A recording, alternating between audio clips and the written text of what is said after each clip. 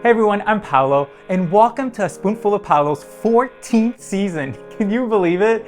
Okay, so today we have a special episode because I am going to be talking with one of the stars from Ryan Murphy's new show, Grotesquerie, Tony Award nominee, Micaela Diamond. You guys, she plays Sister Megan in the series, and she's so good. So I can't wait to talk with her, and you guys will be inspired by her story.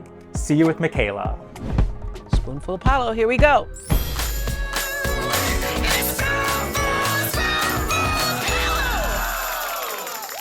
I try not to talk too much because Oprah always says, don't talk to your guests until those things are on. Yeah. And keep it real. I But know. it's so hard It's because I'm hard. Italian and I just want to like Talk. yeah, talk. Are they you on? know? Are they? Okay, they're on. They're on. They're on. So now we can really talk. We had to restrain ourselves. Yes. Hi. Hi. It is so great to have you on A Spoonful of Paolo. Thank you so much. It's our 14th season, and we're just so honored to have you here. Okay. Thank you. Thank you for having me. You know, you don't know this, but the last time we saw you, it was in Chicago because you were on stage. Yes. Share show, playing the younger Cher, babe, and you literally killed it. So I just I want to say that. So just congratulations with all of that and what all of it happened. Thank okay? you. Anybody who says they saw me in Cher in Chicago, God. it's like one of those weird. I was so young, and it was my first, professional job, really, and just trying so hard to stay afloat. And I was so in love with the craft, and so like.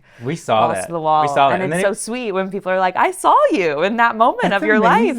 And then it went to Broadway. But I want to say the most part what I loved about that story the most is that you literally found out about the Cher show 2 days before you were going to college. So I'm like, you were ready. The universe gave you something. You took it, you ran with it, and look where you are now. So, it's amazing. Thank you. Look Very where she is sweet. now. Grotesquerie. Okay. Congratulations on being a part of Ryan Murphy's new show. Thank you. You're killing it as Sister Megan. You are, well, I don't want to say you're killing it because she's a nun, but she's not your ordinary nun. She's not like the nun I had at Sunday school, like Sister Marianne. She is so different. She's a journalist who covers these gruesome crimes, but I do love her. Did you have so much fun playing her? Because we saw that through the television. Like there was just something special about her in this character. It's so fun. It's so fun, and I knew from the self-tape. Like, I remember just being like, this is fun to do. There was something, it's always fun when you get so many tapes that are just like, yourself. You just are pretty much playing yourself in some way. And this felt far from self in a weird way.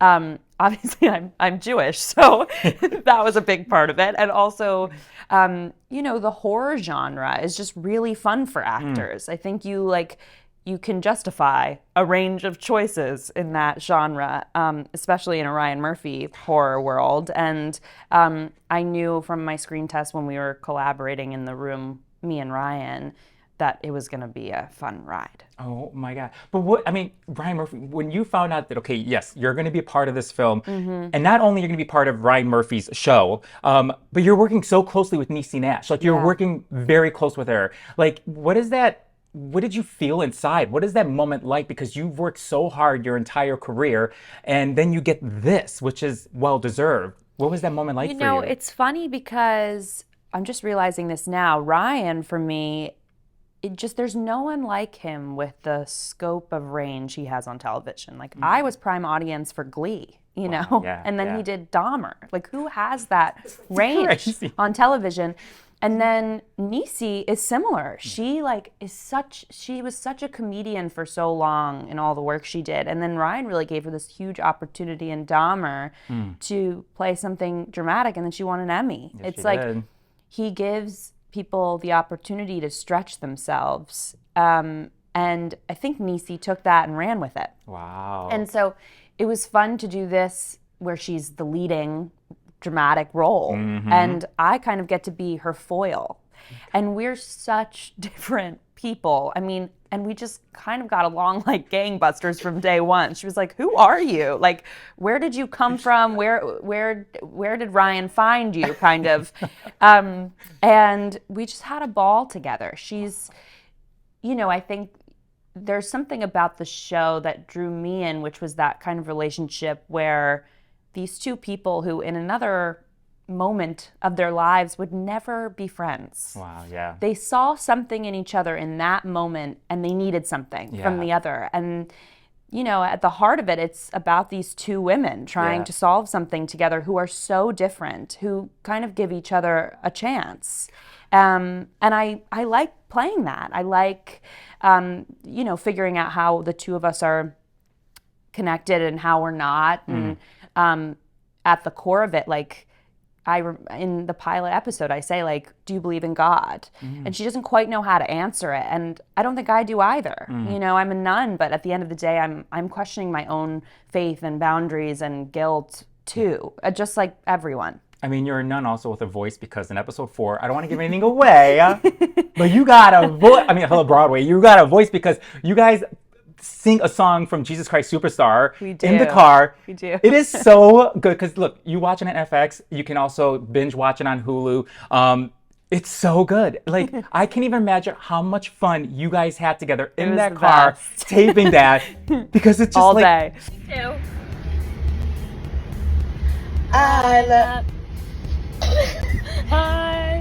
I love him so. Beautiful. That's what I mean. Like, you could just tell your character had so much fun because you killed it in there. It was so good. Thank you. What's really full circle about that moment is my very first job. I booked the Cher show, and then Bernie Telsey, a huge casting director in New York, wanted me to have some experience. So I went in and I auditioned for Jesus Christ Superstar Live with John Legend, Sarah Bareilles. And I booked it, and I played in the ensemble, but I also played Sarah Bareilles' understudy. And she was never there because she was doing Waitress on Broadway at the time. So I was canoodling with John Legend, singing I Don't Know How to Love Him at 19 years old, all the time, dress rehearsal for the performance. And then very full circle, Ryan adds this moment, this road trip song, heightened, theatrical moment in episode 4. And I was like, I cannot believe I get to sing that again. And now it's on television. It was a really strange moment. And a lot of people from the cast texted me and was like, oh my God, I remember seeing you sing that in dress rehearsal. And now it's on television. Your reel is going to be so good. You put all these skits in there. Okay, just wait. I remember when you were on the carpet, you told an interviewer, you said that episode 7 is one of your favorite episodes. I'm like, oh, what does she mean by episode 7? And we're just watching episode 2. And then we get to episode 7. And okay. I remember the moment you said, I get it. I knew right away, too. Yeah, I get it. But I'm not giving anything away. But it explains everything. Because there are some episodes I'm like, wait, what? What's happening over here? But then episodes, and you can guess. You can try to guess who the killer is. You ain't going to get it right. You're not going to get it because it's just...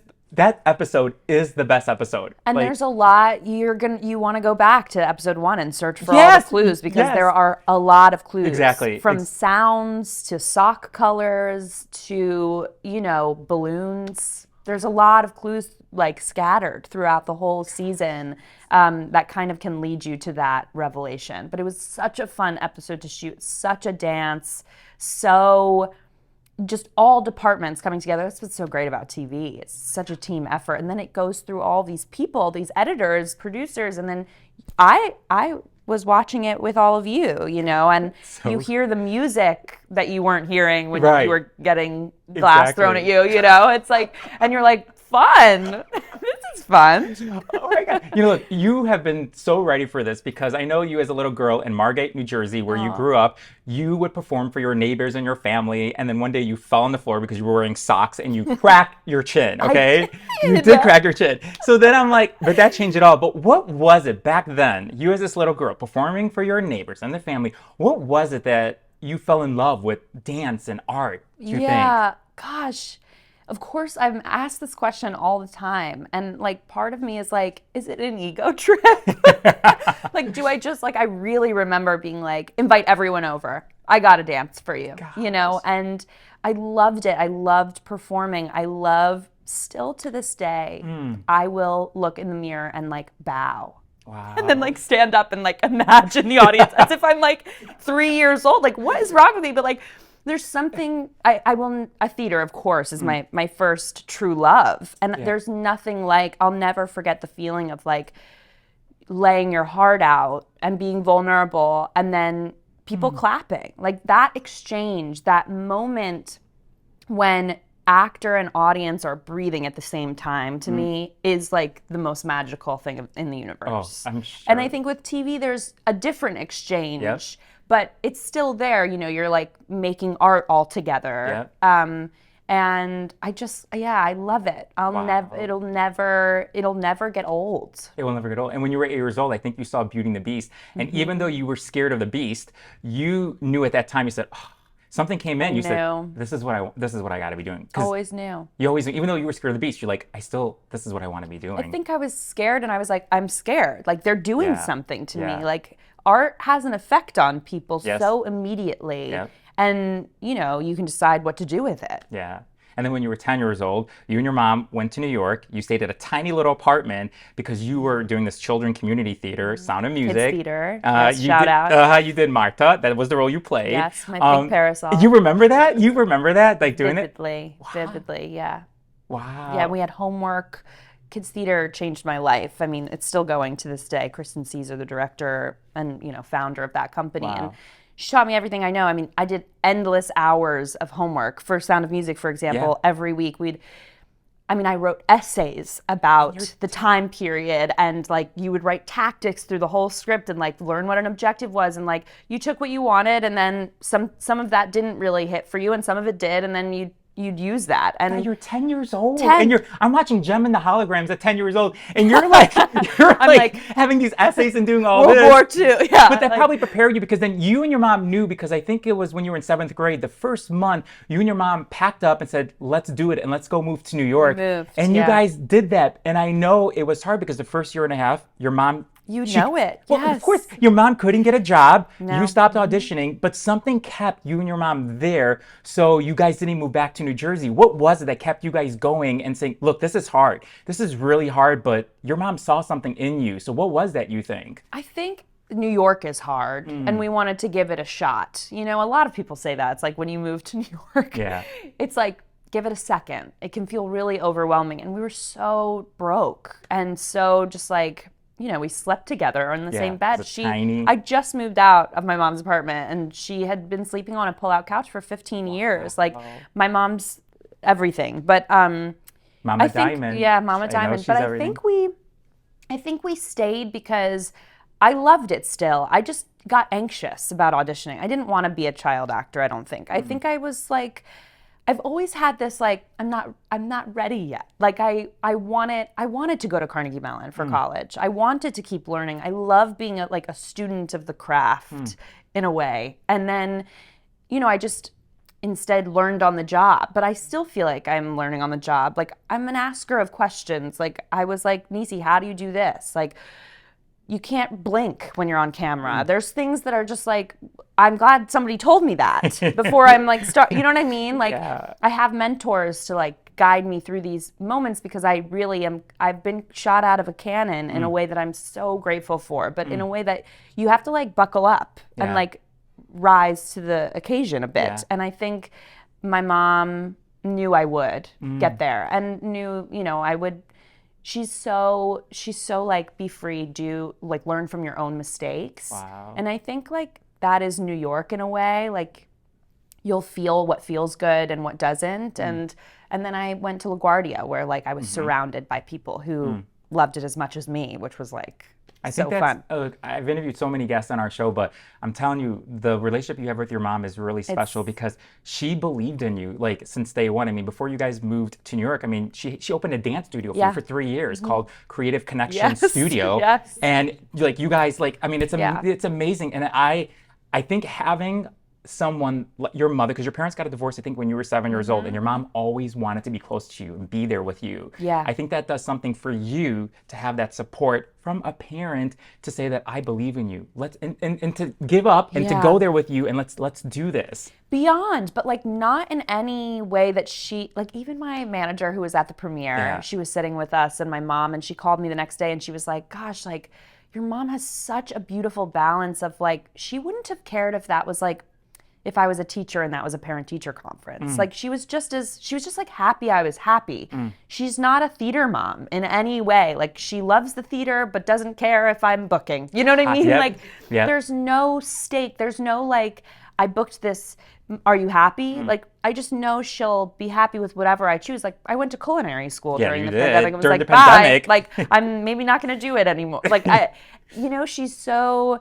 she doesn't take life too seriously. And I think that's something I hope continues to seep into my bones, because I do take life seriously, and I'm like constantly trying to be better. And she's so good at that. She really is instilling that in me, of like, all these big things are happening in my life, but I don't, like, she loves me, which is like enough, you know? When you say big things, I'm thinking, you think that 10-year-old girl was in The Sound of Music? Do you think she ever would have dreamed that one day you're going to be a Tony-nominated actor, you know, for playing Lucille Franks in Parade with Ben Platt? Like, do you think she could ever have imagined that? No, not in a million years. And to be quite honest, my real dream, probably at the age of like 13 even, was to be an ensemble dancer on Broadway. I mean, I just wanted to be on Broadway so bad in any capacity. So the fact that I started with a lead it's still mind-blowing to me. Like, I still look at Broadway dancers and think, like, you guys are amazing. I mean, some of the hardest working people ever are Broadway ensemble dancers. And you know, I'm so lucky. I'm so lucky, but I think that 10-year-old is shitting herself. Well, I feel like I saw that 10-year-old girl when there's that video of you and your mom when you went to the Met Gala one day, and then literally the next day you're getting a nomination, and there's that video of you and your mom. At 7 in the morning. Watching it. Yeah. So hungover. You guys were deeply. But you guys were like bawling and crying.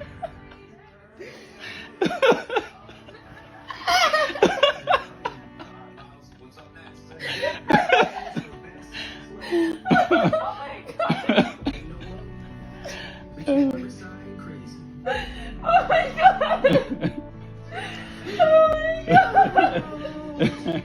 And it was just, I felt like that 10-year-old girl was in there coming out saying, you did it because you believed in yourself. And I think that's what I love doing our show, because it's all about dreaming big, and you define what dreaming big is. Like, you didn't give up, and you're like a Tony-nominated actor. I mean, and that's just the beginning. It's just the beginning for you, really. Thank you. That's really sweet. My mom's gonna be so happy when she watches this. Look, you know, I'm a mama's boy. I wear this pin every time we do an episode. My mom passed away a couple years ago. I'm so sorry. She was my everything, such a young age. And so when I see someone who has so much love and respect for a mom, I'm like, ooh, I get that. I get that. It's a bond. It hits. It's a bond that either you have it or you don't. And I had it, and you. And how lucky we are. And how lucky are we? Exactly. Oh my God, that's beautiful. Girl, I'm supposed to ask you the questions. Don't tell me. Okay. That's so beautiful. It's so beautiful. That's so beautiful. You know, I wonder, because I'm so happy you had that with her. Thank you so much, Micaela. Thank you. You know, so much, you know, has happened in the short time of your career. I wonder, like, you know, 10 years from now, where do you see Micaela? Like, what do you hope for her 10 years from now, would you say? Wow. You know, I think I've had such an honor of working with so many people I admire. And I think I hope that continues in any capacity. I kind of like, I'm craving doing all things, like writing, directing, I'm just like, now that I've been lucky enough to watch it happen, I'm like, I kind of understand what's happening. I want to have that too. I want to have more say in that, or I want to write this story, or whatever. Yeah. And so in whatever, you know, art path I take, I just hope I'm working with people who feel really inspiring to me, because I think that really like fuels me in a huge way. And of course all the other like love stuff of life, and you know, that's good too. Of course, it's like that's fun too. Frosting on the cake. But yeah, I do. Career-wise, I really hope that I'm able to like expand and do it with people I love. That's all going to happen, because what we see you in this character in this show is you're just phenomenal in it. And I see what people write about on social media, like they're obsessed with you. Like, really, that's nice. Especially after episode 7, you see a different side of. Sure do. You do see a different side. It was so good.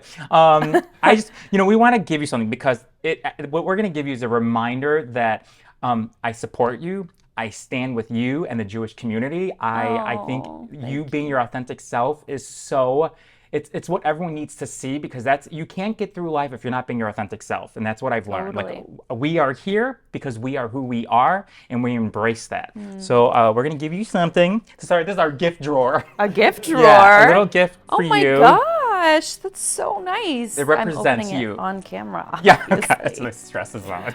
Oh my God, I have never ever received like from Denny's. What's happening right now? I don't even know how to open the box. I'm so broke. Patrick, we might need you. Oh my gosh, that's so beautiful. It's like a beautiful Star of David. Oh my God, I can't wait to wear it. It's so beautiful. And what's crazy is as this TV show rolls out and I'm playing a nun, I'm in Flatbush every day shooting a movie where I'm an Orthodox Jew with a full sheitel. And it's been so fun to go back to that part of myself and, play something closer to self. And it's so beautiful. Thank you. No, That's thank so you. kind. You're welcome. That's You're so welcome. kind. Thank you. It's just, like I said, we stand with you. We love you. We are so happy for you. Thank there's you. nothing better to see someone who worked so hard their entire life and to get what you deserve. Like, it's just so inspiring. And I want everyone out there who's, watching this is, don't give up. If that's what you're supposed to be doing, it will come to you. Do the work. And if that is your dream, anything is possible, because this is the perfect example. Anything is possible. Yeah, I'm so lucky to have worked on shows really like Parade that have brought me back to my faith and the real understanding that, like, as minorities, we have to be there for other minorities too. 100%. That was the message of Parade. That is what I wrote in the New York Times article that was So published. beautiful. Like it's so important to remember that we're in it together. We have to fight for Palestinian people. We have to 100%. understand, like, we are all just trying to find home. Yeah. And have a lot of trauma about it. And we all have to be really gentle with ourselves during this time and to others. Yeah. And this means so much. Our Thank difference, you. our background, it's what brings us together, Yes. It's what makes us special. It's so important to remember that. Well, thank you for being who you are. Thank you. Thank you, Sister Megan. Yeah. You all, okay? Sister out. Yes, Sister out. Okay, don't forget, you can catch this on FX, and if not, you can stream it on Hulu. It is so good. Yay. It's an honor. It's an honor. Thank you for kicking our season 14. We're so excited. And You've got some fun guests coming up. We do got some. I heard before the camera started. She did. Yeah, that's right. High five. Thank you. you. Okay, I really appreciate it. Okay. Thank you. So All sweet. right. Thank you, everyone. Bye. We love you. Give us a thumb up. If not, move to the next video. Bye. Yay. Thank you so much. Thank you for being this. so good. You're so good. Like, you really are so. I'm gonna give you a hug. Oh my God. Yeah. So good. Thank you.